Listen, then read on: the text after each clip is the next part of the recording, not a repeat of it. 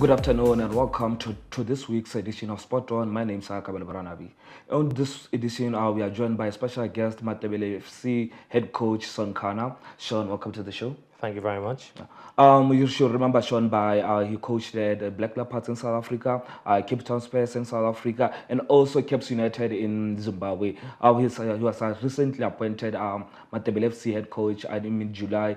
But Sean, one will feel you have taken a back step in this Matebele FC role. What do you say about that?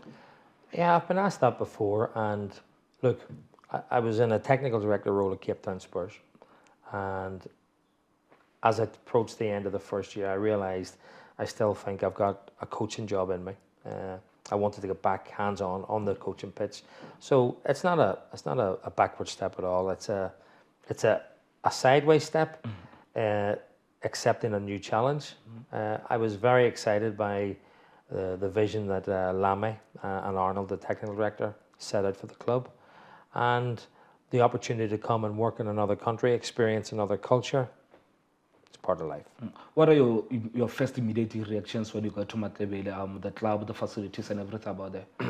Look, I think, as with a lot of clubs in Africa, I think the facilities can always be developed, can always be improved. But as I said, one of the vision that Lamy showed me was his long-term vision to develop the training ground, to develop a clubhouse, which he's in the process. We're going to move into that clubhouse anytime in the next few weeks. And then he'll continue to work on the training pitch. But it was also the fact that he wants to make the club very much a part of the community. He feels he has something to owe the community in Matebele and the wider community even into Odi. So that, to be part of that, and to be asked to increase the professionalism at the club and to help develop a strategic and long-term vision for player development, it excited me. But looking at the club non-playing personnel, the playing personnel, what were your first? What were some of your first reactions? Do you think they have the right personnel to take the club where the chairman's vision is looking at?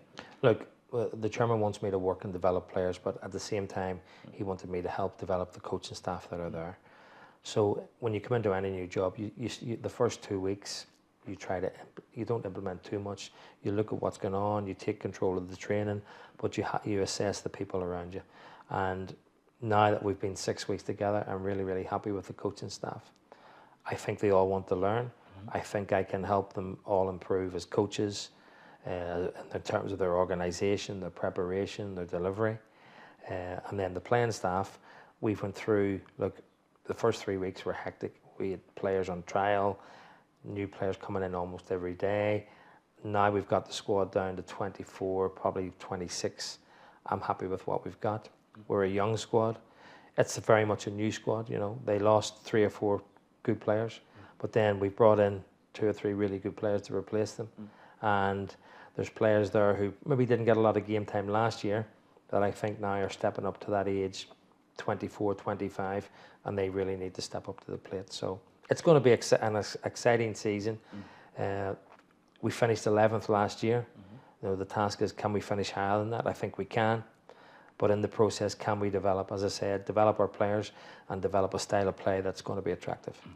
Yeah, like you mentioned, you finished 11th last season. Matebele has seen as a mid-table or lower table kind of team, but they've done well in the FA Cup. They once reached the semi-finals of the FA Cup. What are your targets? Look at the 2 competitions, the league and the FA Cup. Look, for me as a head coach, I always judge my work and the work of my team on the league, because the league you're judged over 30 games. 30 games. The FA Cup, you can get to an FA Cup, you can win an FA Cup and be very lucky with who you've played.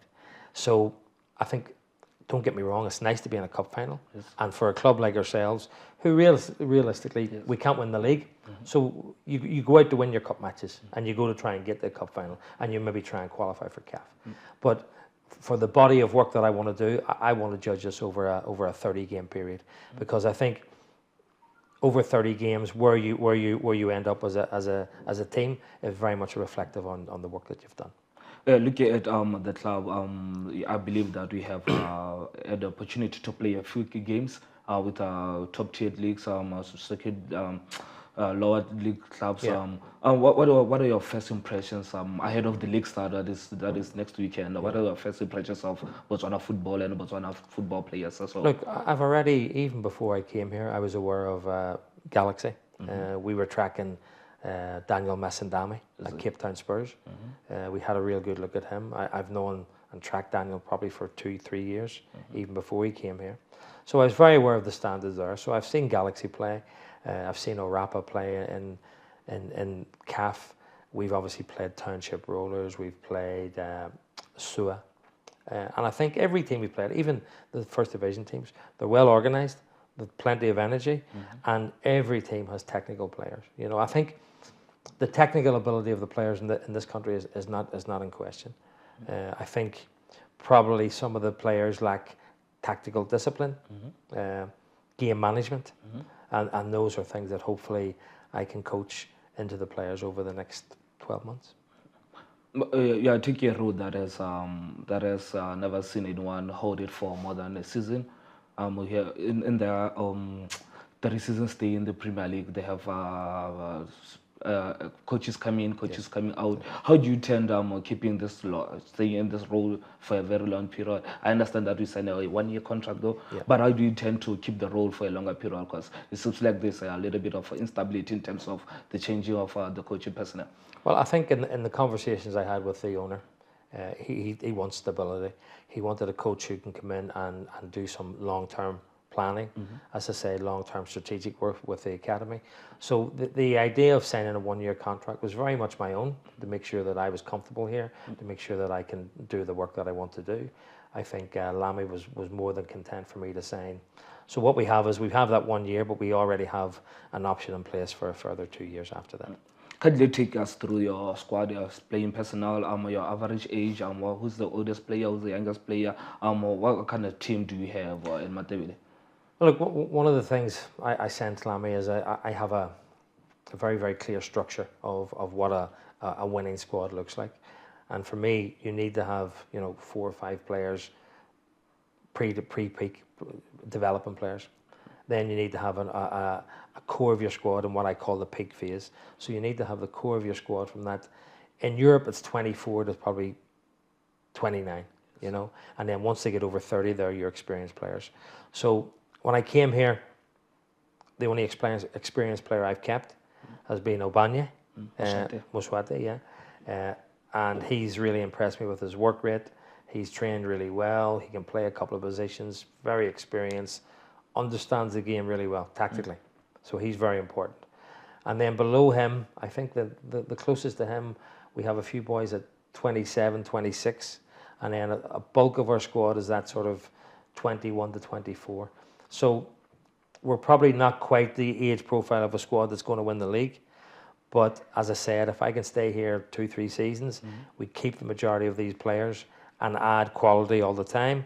I would like to think by the end of 3 years, we'll see something very, very different than what we have now. Okay, so let me hold you there.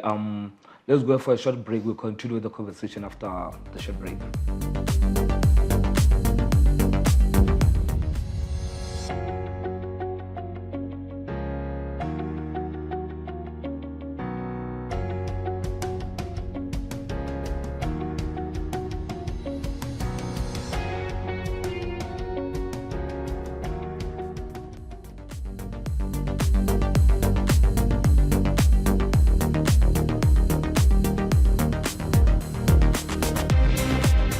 Welcome back to Spot On. I'm still with Matebele FC head coach Sean Connor.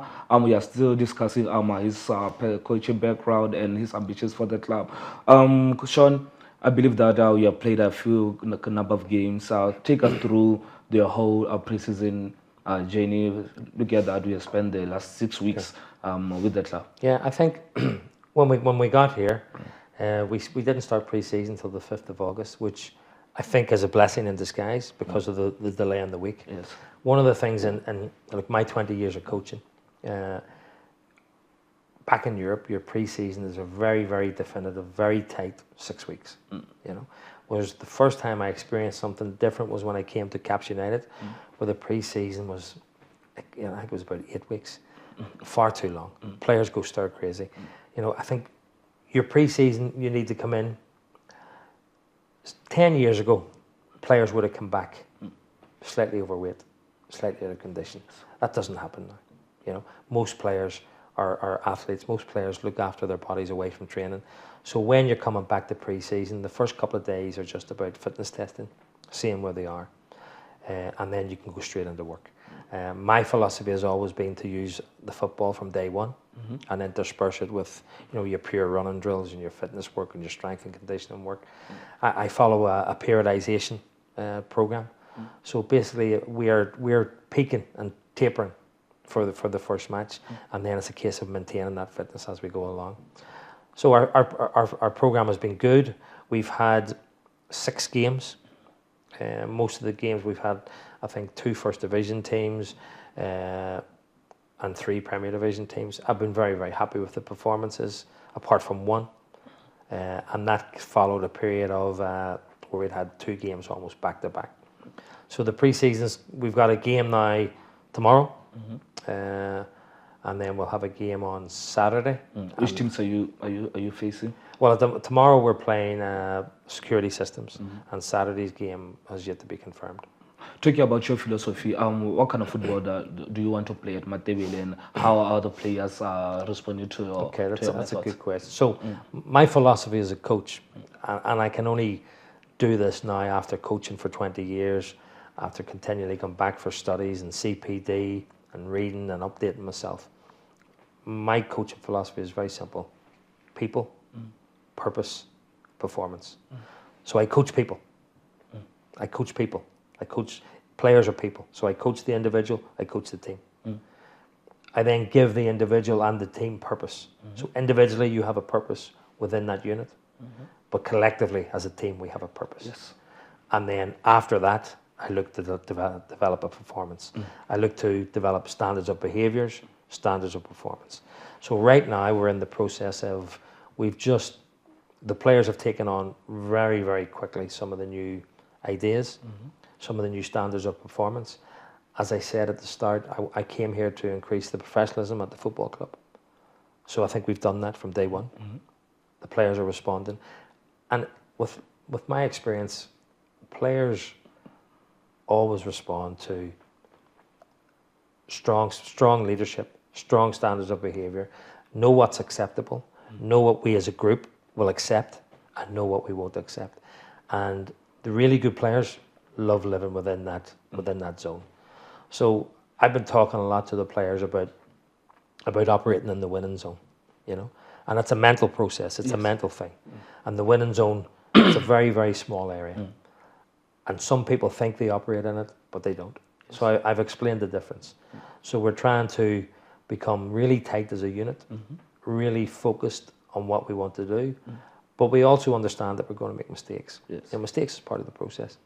And for me as a coach, if you can eliminate the fear of mistakes, you know, if you can tell your players you're going to make a mistake, that's not a problem. It's what you do after the mistake. That's how you learn. That's how you learn. You know, so that's what we're trying to do. And as I say, we have a core of the squad who, some of the players might have 5-6 games under their belt. So this year they're going to be asked to step up to the plate, and can they turn those 5 or 6 games into 15 or 20 games? You know, so, and then there's other players who have the 10-15 games. Can they turn them into the 30 games? You know, we've got our striker Emmanuel, who scored, I think, 6 goals last year, came off the bench. You know, can he step up to the plate? Can he be a starting striker? Can he turn those 6 goals into 12 goals? You know, that's the progress that we're trying to make. That's the individual purpose. And then collectively as a team, we want to make sure that when we haven't got the ball, we're very difficult to get through. But when we have the ball, I want us to be brave, I want us to be creative, and I want us to go and try and score goals. It seems like you are enjoying your first 6 weeks with the Matebele, but you arrived at a time that where your preseason was clouded by the departure of the former key man, Thabo Maponda. How did that affect the whole team, and how do you respond to that? Look at the manner that the team lost as a young coach, I think it would have thrown me, because he trained with us for a week, and you could see very evidently he was a very good player. As an experienced coach, I realised that the situation there is totally outside of my control. I can have zero influence on it. I basically told Lammy that that's up to him, and I think as a club we need to fight and defend our own stance and our own position, and I think that's what we're doing. The players, they've just got on and focused, and I think we've brought in 1 or 2 players who not quite replaced him, but are certainly up there with his ability. But look, it's never easy for any team. If somebody scored 12 goals, and all those goals were from open play, no free kicks, no penalty kicks. He's obviously a strong physical boy. I can see why he's wanted by other clubs. But for me, as I say, that's an issue to be dealt with the club management and the proper authorities, and I'll let them deal with that. Do you think that had a little bit of impact on these colleagues, the players themselves? I don't think so. I certainly didn't sense it from within the group. He was certainly well liked, but the players have just knuckled down and worked hard, and we've continued to train without him. So we're planning to play without him. So if he comes back, it's a bonus. With the window shutting down this week, any additions? We're very busy at the moment. As you know, my phone was going there. It was probably an agent in South Africa or an agent in Namibia or somewhere trying to give me a player. But Arnold, my technical director, and myself, we speak and we meet every day. Lammy's been working really hard behind the scenes. And we're trying to get one more player over the line. And we're hoping to get that done, obviously, before Friday. All right, Sean, let's go for a quick break. Then we'll continue the conversation after a short break.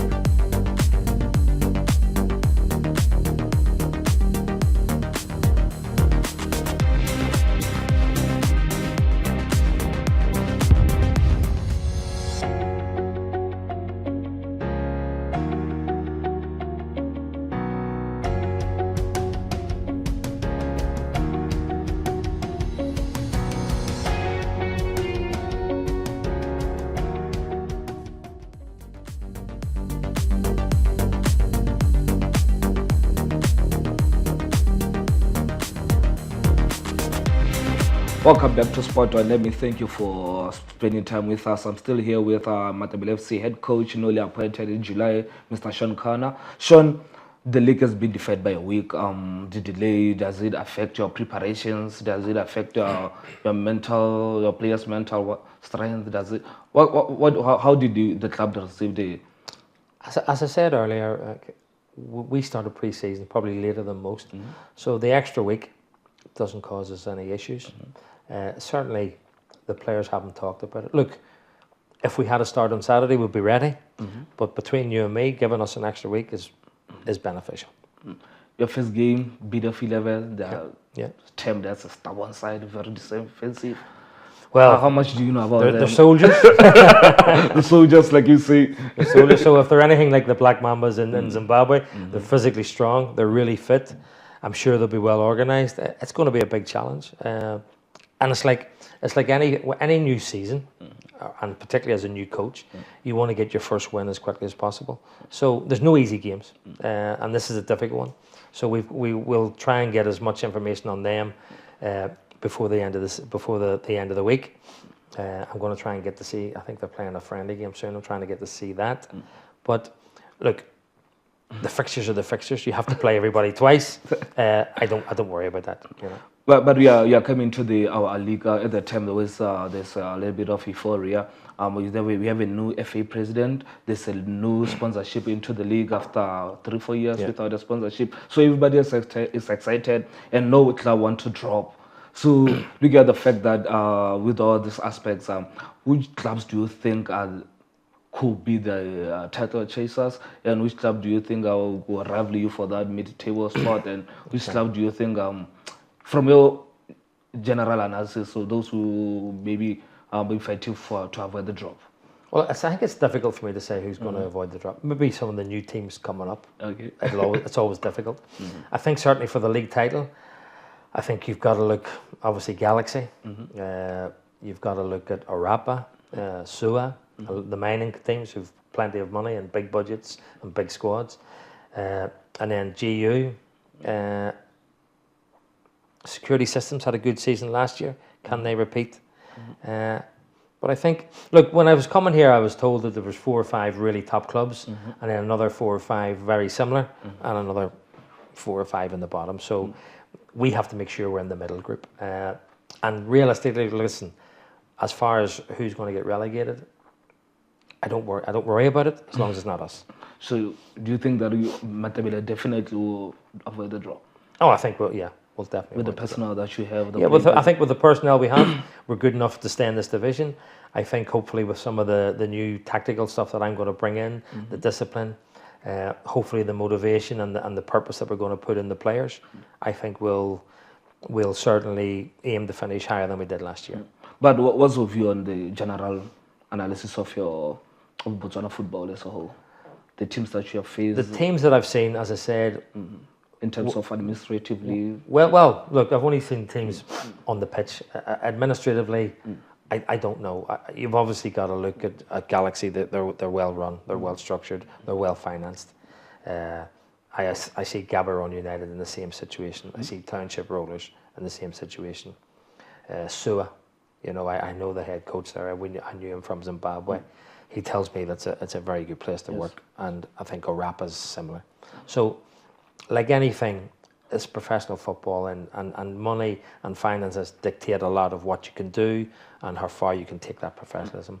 But ultimately, the beautiful thing about soccer is that every Saturday, it's 11v11. You don't take your club budget onto the pitch. You don't take your team bus onto the pitch. You don't, it's 11v11, and it's down to the professionalism and the desire amongst your players, and that's why Leicester City were able to win the Premier League. Against all odds. Against all odds. But looking at the fact that you have mentioned money is a key factor in this industry of football. Clubs like yourselves are seen as developmental clubs. Surely the money clubs, like we mentioned, Galaxy, Soa, Rollers, we'll be looking at some of your players. How do you tend to keep those your key players going ahead just after this season? Look at the project that we have in your mind and the vision that the chairman have told you. Look, part of the project is we want to sell players. We need to develop and sell players. But what we want to try and do is avoid selling them locally. Can we sell them to South Africa? Can we sell them further afield? I certainly believe that in the squad at this moment in time, we have another 2 or 3 players who can play in the PSL in South Africa. So if we can do things right, if we can promote those players, if those players can deliver on their potential, then having to sell them at the end of the season, if it's to South Africa, I would do so gladly and with an open heart. Would you say for a club like Matebele, you do not work with a huge fan base? Would you say, so technically there's not a lot of pressure for you as a coach? Would you say, is it a blessing, or is this something that...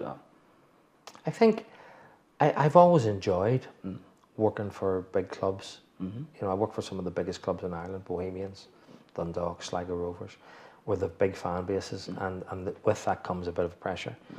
I don't mind that, but I think what we've got to do at Matebele is we've got to create a really strong link between the fans and the players, between the club and the village, and have our own unique atmosphere, and make sure that every time we play at home, we have a party. We give the fans attractive football to watch, winning football when we can. But if we're going to get beat, I want the fans to walk away and understand that the players give everything. We never give up. We kept going to the end, and we applied every ounce of ability that we had. I believe that you have, lastly, I believe that you have walked around away from football, the Matebeleng Village. How's been the reception, and how's everything that's matter? Obviously, it's a unique experience for me to go and see a village like that. But coming from Cape Town to Gaborone, there's very much makes me feel a bit like Zimbabwe, a bit like living in Harare, only slightly less pressure and slightly less. I've really enjoyed my first 6-7 weeks living here, and that's why I think I could see myself being here for an extended period of time. I think the people in general are really, really friendly. I think there's a really nice atmosphere around the town, very safe, and as a country, I think it's a young country. It looks very progressive. I was actually there the day when the Olympic athletes came back. The hotel I was staying in was just overlooking the motorway. So when you see the excitement generated around the athletes and sport, for me as a coach, I want to see that replicated around the zebras, you know, and I think sport has a unique place to unite people, to focus people, and to give people ambition to fulfill themselves and make themselves better. So football within this country has a very, very important role, and hopefully the new people at the BFA, not saying that the old people didn't do this, hopefully they understand their role, hopefully they understand the importance of the game, and hopefully they put players at the very forefront of everything they do. Before I let you go, Sean, we are headed towards the end of our conversation. Any message to the Matebele fans, the 15 other Premier League coaches, anyone who have to want to say anything to? Look, to the Matebele fans, I would say, come, get behind this team. They're a young team, they're hungry, and they want to play for you. To the other coaches, I look forward to meeting you. We'll have great battles during the game, but the minute it's over, hopefully we'll have a glass of wine or something. Okay, Sean, thank you for acceding to our call, and best of luck ahead of the new season. Thank you very much. That was Sean Connor, the head coach of Matebele FC. This is the end of our edition today. My name is Akabela Warana. Between next Friday. Thank you.